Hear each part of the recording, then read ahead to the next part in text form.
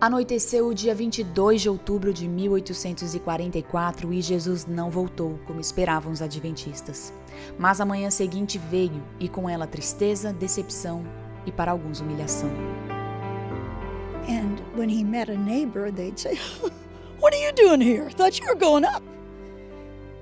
And it sounds kind of funny, but it wouldn't feel funny, I don't think. Why does God work out of disappointment? Could it be that disappointment is a filter, a grid through which we pass, and in the passing through, there is something that gets purified. There's something that becomes resilient. There's something that shines. There is this phoenix out of the ashes. Now, out of that disappointment, our hearts are caught up with greater embrace and expectancy over what turns out to be God's methodical, patient unfolding of His divine will. Ao perceber que Jesus não voltara, um fazendeiro chamado Hiram Edson e seus amigos, que estavam em sua casa naquele 22 de outubro, choraram amargamente. Na madrugada, eles se reuniram no celeiro para orar e pedir auxílio divino. Mesmo em dúvida, porém confortados, eles saíram para consolar outros adventistas, e foi no caminho que Edson teve uma ideia do que poderia ter acontecido. Em certo sentido, a Igreja Adventista do Sétimo Dia nascia aqui, quando aquele fazendeiro contemplou a Cristo. I think the thing that we could say about Hiram Edson is he's someone who wanted to follow the Lord. He wanted to follow what God wanted him to do. He wanted the truth. And of course, after the disappointment, he has that experience of going through the cornfield. Some people call it a vision. I think that's pushing it. And this is how our sanctuary doctrine develops, the idea that Jesus didn't come back to earth in 1844, but he began a special end-time work in the most holy place of the heavenly sanctuary. Essa doutrina é importante por uma razão muito simples e que o cristianismo perdeu de vista. A salvação, biblicamente, sempre deriva do santuário. Outra verdade já compreendida por alguns poucos mileritas antes do grande desapontamento passou a ser assimilada e propagada depois daquele 22 de outubro. After the disappointment, out of the confusion of that disappointment emerged Sabbatarian Adventism. We say Sabbatarian Adventism because they hadn't taken any name. That's just our name for them.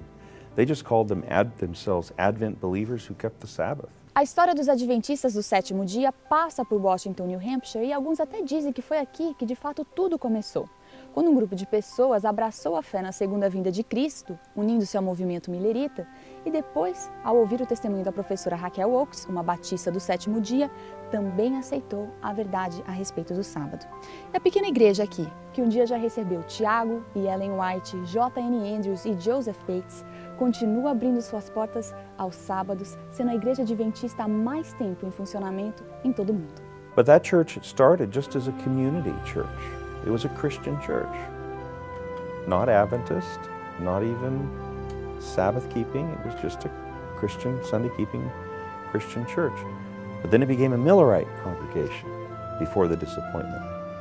And of course the stories that I'm sure you already looked at of Frederick Wheeler and Rachel Oakes, who comes there and her daughter's teaching school and she wants to be with her. She's a Seventh-day Baptist and she introduces the Sabbath to Wheeler. And the others, at first they aren't interested, but God helps Wheeler. Wheeler accepts it. And he becomes a very important early Sabbath keeper. A verdade sobre o sábado foi publicada num panfleto e chegou às mãos de um homem chamado Joseph Bates. Como viajante dos mares, o capitão Joseph Bates era certamente uma grande fonte de notícias para a cidade portuária que vivia do comércio e da caça às baleias.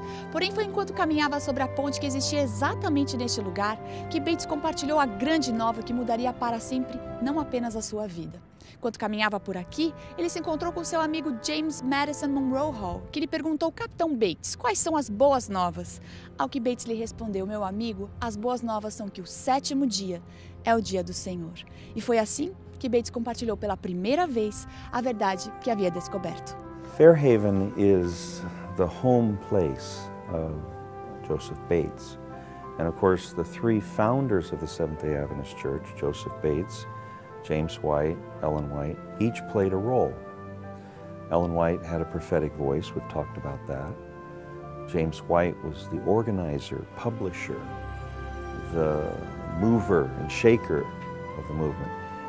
Joseph Bates in the early years was the theological founder. He's the one who was bringing together the theological framework in a very unique way. It's the Sabbath that comes finally through him, of course to him and then through him in the movement. And then the sanctuary linking to the Sabbath is Joseph Bates again, this idea of the importance of proclaiming the Sabbath in the last days. These are theological core concepts that come from Joseph Bates. Entre os que passaram pela experiência do desapontamento, uma jovem recebeu uma missão especial. Every major epoch of sacred history has had a prophet who's saying, hey guys, something's about to happen.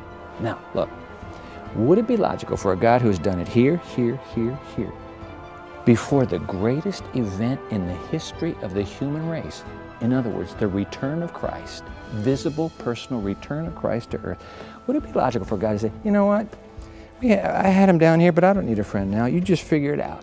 You people just figure it out. You'll get it. Can you imagine God doing that? Are you kidding? He's done it here, he's done it here, he's done it here. And so I believe that at the end of time, like John the Baptist, God says, I'm going to have a friend. In fact, he found a 17-year-old girl, a 17-year-old American girl. And he says, hey, listen, I'm coming back.